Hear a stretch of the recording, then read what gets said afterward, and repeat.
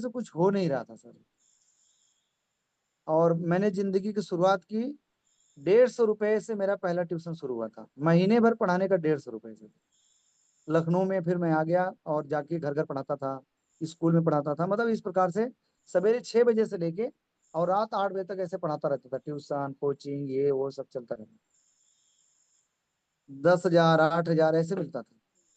तो इस प्रकार का जब जिंदगी ऐसे घुटन भरा, ऐसे परेशानी वाला ऐसे चल रहा था, उसी बीच में मेरे मामा की बेटे आए मेरे घर पे और उन्होंने आरसीएम की जानकारी दी। और साथ में उन्होंने एक जोरदार काम किया कि टीसी सर की एक पुस्तक मुझे दे दी। उसका नाम था प्रेरणा ज्योति। आप लोग जो लोग कोई पढ़े होंगे देखेंगे, रेड कलर की बुक थी। तो मैं क्योंकि पढ़ने में थोड़ा मेरा इंटरेस्ट था, तो मैं एक ही दिन में उस पूरी किताब को पढ़ डाला। एक ही दिन में, मतलब ये नहीं कि थोड़ा पढ़ के रख दें, पूरा पढ़ डाला। और पढ़ने के बाद में मुझे एक चीज लगा कि ये आरसीएम कोई ऐसा कोई कंपनी या कोई स्कीम या कोई ऐसा ये सब नहीं है। ये तो बहुत बड़ा एक आंदोलन है, जैसे राजनीतिक आजादी में हुआ था उस प्रकार के एक आंदोलन है। केवल उस बुक से मुझे समझ में आ गया।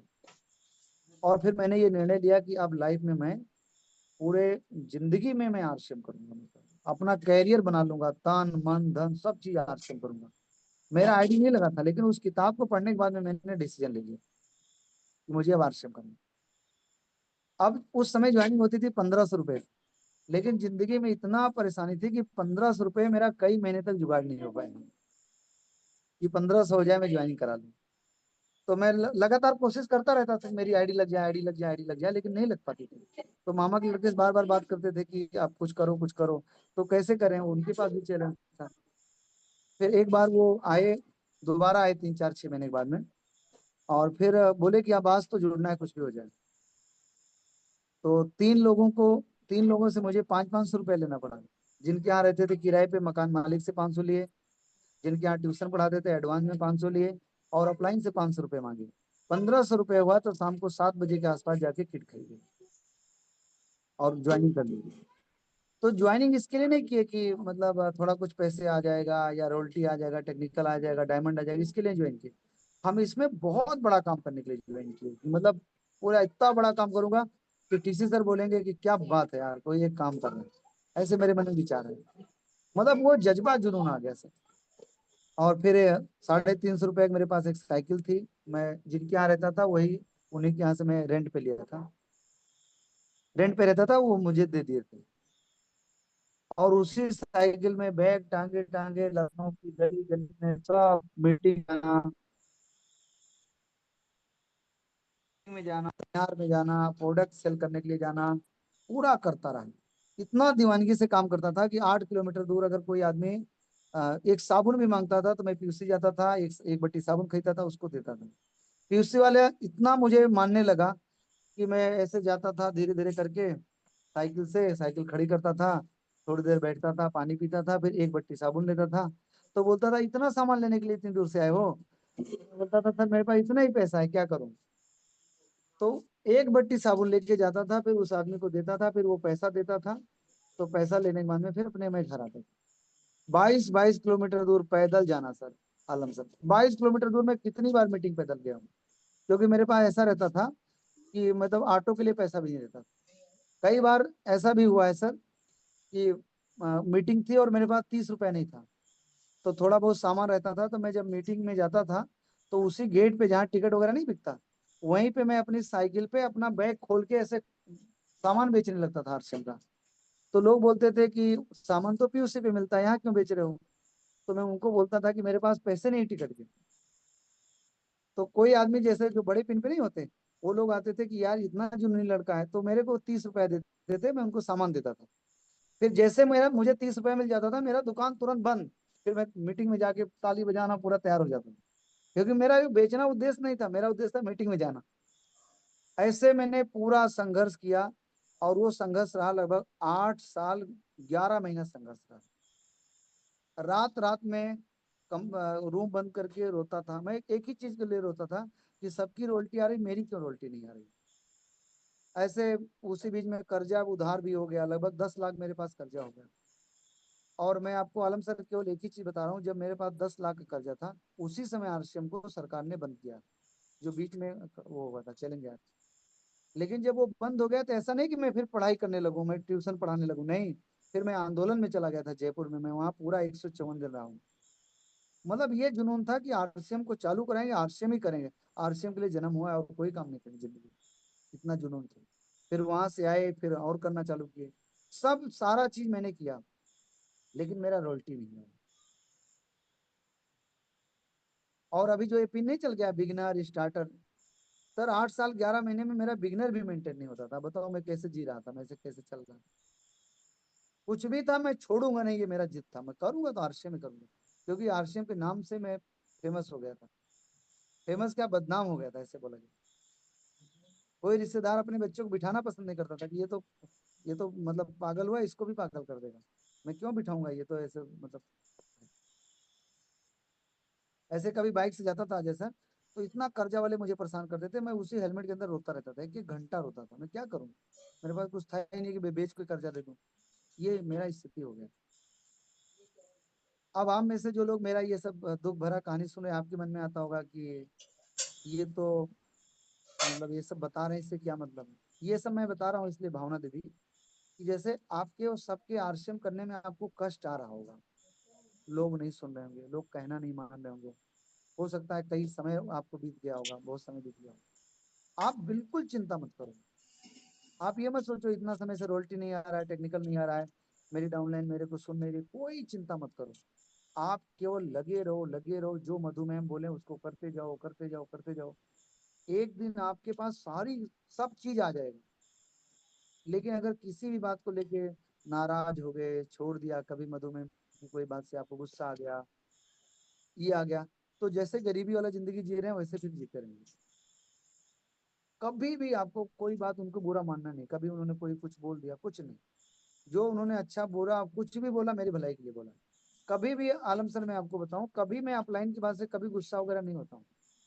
राजा राम सर मुझे इतना गाली देते हैं, पूछो मत, आपके सामने तारीफ करते होंगे। वो होटल में मिलते हैं, तेरे अंदर ये कमी है, तू ये ध्यान नहीं देता है, ऐसा नहीं करता। वो सारा बोलते रहे, मैं सब सुनता रहूंगा, लास्ट में मुस्कुराएंगे, तुम गुस्सा क्यों नहीं होते। हम कहा सर गुस्सा हो जाएंगे तो हम आपके लेवल पे कैसे आएंगे। भाई हमें हमारे आप जो बोल रहे हो तो हमें मानना है। कभी भी गुस्सा ही नहीं होना है, कभी भी नहीं होना है, कभी भी नहीं होना है। लगे रहना, लगे रहना, लगे रहना, ऐसे में लगे रहा, लगे रहा। लेकिन फिर एक बात मन में आती हो कि जब मैं पढ़ाई में थोड़ा ज्यादा तो मैं नहीं पढ़ाया, मैं केवल 12वीं क्लास तक पढ़ा हूँ। लेकिन मैं जितना भी पढ़ा हूँ मैं मेहनत से पढ़ा हूँ, मतलब उसमें मैं ये नहीं बोलूंगा मैं डाउट में रहा हूँ। तो आप सभी के मन में आता होगा कि इतना मेहनती होके फिर रॉयल्टी क्यों नहीं है, मन में आता होगा ना? एक बात तो मन में आता होगा, ध्यान से सुनिए। देखिए रॉयल्टी क्या होती है, वो सफलता की एक मतलब पायदान होता है कि रॉयल्टी अचीवर बन गए, मतलब आपको आप सफल हो गया, इसमें से समझ लीजिए। मतलब मुझे रॉयल्टी चाहिए थी, लेकिन रॉयल्टी आ नहीं रही थी। तो हो क्या रहा था सर, अजय सर, आलम सर, सभी लोग ध्यान से सुनेंगे, कि मैं सारा काम तो कर रहा था, सारा चीज जितना भी सामान बेचना, मीटिंग में जाना, सब चीज करना। लेकिन आनंद भाई, मैं तो आपको फेसबुक पे देखता रहता हूँ, मैं बहुत आपसे प्रभावित होता हूँ आनंद भाई। मैं सारा चीज करता था भावना दीदी, लेकिन मैं नई ज्वाइनिंग बिल्कुल नहीं कराता था। मतलब आनंद भाई यार, मेरे तो आप रोल मॉडल हो। आप 40 ज्वाइनिंग के बार मैंने देखा था, आप तो बहुत बड़ा काम कर रहे हो। मेरा टोटल 8 साल में 40 ज्वाइनिंग नहीं रहा होगा। आप तो 1 महीने में करा लेते हो सर। यही मेरी सबसे बड़ी गलती थी, मैं ज्वाइनिंग ही नहीं करा था। हर मीटिंग में जाता, हर किताब पढ़ना। शुरू में वो टेप आता था, कैसेट आती थी, आप बोलो सतीश पंडित सर का, मुकेश कोठारी सर का, सुरेंद्र बस सर का, आप कोई ऐसा कैसेट हो जो मेरे पास ना रही हो। सारा कैसेट सुनना, एक एक चीज लिखना डायरी में, जो सुन रहा हूँ, किताब सारा टीसीजी का पढ़ना, सब चीज मैं करता था। लेकिन इसमें जो मेन काम था, मैं वो मेन काम नहीं करता था। मेन काम क्या है, ज्वाइनिंग करना। 7 महीने में कोई एक आईडी मेरे लगती थी, 8 महीने बाद एक आदमी मिलता था, फिर 8 महीने बाद कोई ऐसा आईडी। पूरा 8 साल में शायद 10 12 आईडी लगाया हूँ। आप लोग तो बड़े इंटेलिजेंट हो सर, एक ही महीने में 40 आईडी 50 आईडी लगा देते हो। और फिर उसके बाद में उसी दुख के समय में गुरुदेव राजा राम सर मेरी लाइफ में आए। क्योंकि मैं छोटी लेवल पे था, तो वो बहुत बड़े लेवल पे थे, तो मैं ऐसा थोड़ा डरता भी था कि कैसे वो बात करेंगे। लेकिन वो मेरी लाइफ में, मैंने उससे बोला कि सर मेरे पास पीछे जाने का कोई रास्ता नहीं है, मुझे आगे ही बढ़ना है सर। मैं इतने बार लोगों से बोल चुका हूँ, चैलेंज दे चुका हूँ कि मैं आरसीएम से दिखाऊंगा, मैं पीछे नहीं जाऊंगा। उन्होंने बोला बेटा अगर तुम्हें सारा दुख दूर करना है, परिवार की गरीबी दूर करना है, अपनी स्थिति को बदलना है, तो एक चीज तुम आरसीएम में याद कर लो, बाकी थोड़ा भूलोगे भी तो चलेगा। हमने कहा बताओ सर। वो बोले कि ज्वाइनिंग का बम्बार लगाओ, मतलब थोड़ा बहुत ज्वाइनिंग, बम्बार वाली ज्वाइनिंग करो, उन्होंने बोला। और एक बात उन्होंने बोल दिया कि आप 90% ऊर्जा लगा दो ज्वाइनिंग कराने, नई ज्वाइनिंग। और मुझे बात समझ में आ गई, पूरा समझ में आ गई कि इतने बड़े लेवल पे अगर वो बोल रहे हैं तो मुझे बात मानना है। और फिर मैं ज्वाइनिंग पे ध्यान दिया, और 8 साल 11 महीने रॉयल्टी नहीं आई थी। गुरुदेव राजा राम सर से मिलने के बाद में 12 दिन में मैंने जोरदार काम किया आनंद भाई, इतना खतरनाक काम किया, क्योंकि मुझे बात समझ में आ गई कि ज्वाइनिंग कराना है। और दिसंबर 2015 में रॉयल्टी कर लिया। और जब रॉयल्टी किया तो 36,000 रुपए का चेक बना, और वो चेक मुझे इतना मोटिवेट किया कि फिर मैं पीछे मुड़ के नहीं देखा। 2-3 महीने के अंदर, मई या जून की बात है, मैंने स्टार गोल्ड कर लिया। स्टार गोल्ड करने के अगले ही महीने मैंने स्टार प्लेटिनम कर लिया था। और स्टार प्लेटिनम हो गया तो फिर वो मेरा तब से गया नहीं सर, फिर उसको मेंटेन किया। नवंबर 2016 की बात है, जब नोटबंदी हुआ था, उस महीने मेरा टेक्निकल आया। अगले साल स्टार पर्ल हो गया, फिर अगले साल एमरल्ड हो गया, उसके बाद फिर स्टार एमरल्ड हो गया, अगले साल स्टार एमरल्ड हो गया। उसके बाद फिर मेरा दिसंबर 23 में रूबी हुआ। अभी मेरा इस साल फिर नया पिन आने वाला है। टीम में 300-400 के आसपास रोल्टी अचीवर हैं, 30-40 रबर टेक्निकल अचीवर हैं, एमरल्ड 5-7 लोग हैं, स्टार एमरल्ड 2 लोग हैं, 300-500 पीयूसी हैं। और लगभग पूरे इंडिया में हमारा नेटवर्क हो गया, अंडमान निकोबार सिलवासा वगैरह में भी टीम है। पूरा जोरदार काम हो गया। और मुझे अभी आज की डेट में, जहाँ पे मैं गरीबी वाली स्थिति में था, कर्जे में था, आज मेरे पास मतलब इतना सारा पोर्टफोलियो है मधुमेह में, कभी ट्रेनिंग देंगे तो आप समझना कि जितना एक रॉयल्टी और टेक्निकल का इनकम आता है, उतना तो मेरा पैसिव इनकम पोर्टफोलियो से आता है। इतना मेरा म्यूचुअल फंड क्या क्या चलता है। लखनऊ में मेरा मकान हो गया, किराए पे मकान में रहता था, और लखनऊ में मैंने 50 घर बदले होंगे, क्योंकि मैं किराए नहीं दे पाता था। तो किराएदार मकान मालिक क्या बोलते थे, तुम आदमी बहुत अच्छे हो, लेकिन तुम किराया नहीं देते हो। क्योंकि मैं कोई नशा पत्ती करना, ये सब कुछ नहीं करता था। सवेरे 4 बजे उठना, प्राणायाम करना, ये सब मैं करता था। तो आप ऐसे करोगे तो लोग अच्छा मानेंगे, लेकिन पैसा नहीं दोगे तो फिर तो निकाल देंगे ना। तो 50 घर बदला उसी लखनऊ। मेरा लगभग लगभग 1.5 करोड़ का मेरा मकान है, जिस मकान में बैठ बैठ के प्रोग्राम ले रहे हैं। मेरे पास गाड़ी है, सारी चीज है। आ, ऊपर जहाज से भी जाने का मौका मिलता है, सब चीज है। ये सब किसकी वजह से हुआ? नई ज्वाइनिंग की वजह से। अगर मैं नई ज्वाइनिंग पे फोकस ना करता ना, तो मैं आज आपके सामने ना रहा होता, कहीं स्कूल में पढ़ा रहा होता।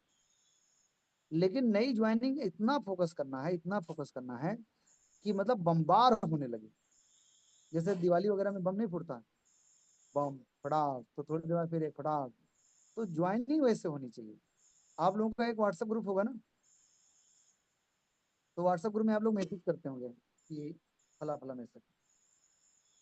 तो हमने भी मैसेज ग्रुप बनाया हुआ है। उसमें राजा राम सर को ज्वाइन किया था मैंने पहले। तो वो फिर वो हाथ जोड़ के बोले कि नहीं, मेरे को इस ग्रुप से निकाल दो यार। मैंने कहा क्यों? बोले इतना मैसेज आता है कि मैं तो शांत वाला आदमी हूँ, मुझे इतना मैसेज पसंद नहीं है। 8-7